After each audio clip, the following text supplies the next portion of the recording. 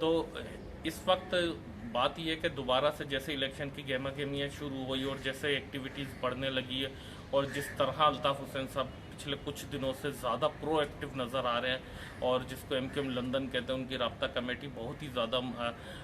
Active नज़र आ रही है। तो इसके बाद से अब ये देखने में आ रहा है कि कारकुनों में भी एक वलवला और एक जज्बा पैदा हो गया है और इस जज्बे के तहत जिस तरह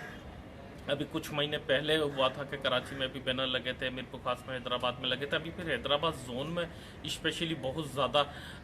बैनर आवेज़ा किए गए हैं अल्ताफ़ हुसैन की फेवर में और एमक्यूएम पाकिस्तान की मुखालफत में बैनर तमाम आवेज़ा किए गए हैं और उस पर मुख्तलिफ नारे दर्ज हैं, मुख्तलिफ तहरीरें दर्ज हैं उनकी तस्वीर के साथ, उनके नाम के साथ। और सबसे ज़्यादा मतलब ये कि हैदराबाद में उसके अलावा इत्तलात हैं कि मीरपुर खास में भी ऐसे पाए गए और कराची में भी PIB कॉलोनी में, नाज़माबाद की साइड पर, औरंगी की साइड पर, कोरंगी में ख़ासतौर पर, कोरंगी जोन में बहुत ज़्यादा अल्ताफ़ हुसैन के चाहने वाले, वैसे तो पूरे कराची, पूरे सिंध में या पाकिस्तान में भी काफ़ी लोग चाहने वाले। मैं अभी दूसरे हिसाब से बात करने की कोशिश कर रहा हूँ कि जिन लोगों में ज़्यादा बहुत जज्बा है मैं उनकी बात करना चाह रहा हूँ। वैसे तो ज़ाहिर एक बड़े लीडर हैं और नेशनल लेवल के लीडर हैं, कोई वो लोकल सत्ताकार या किसी गली मोहल्ले के नहीं है कि मैं उस इलाके का जिक्र करूँ, इसलिए तस्करा नहीं कर रहा, लेकिन ख़बर ऐसी है कि जिक्र करना पड़ रहा है।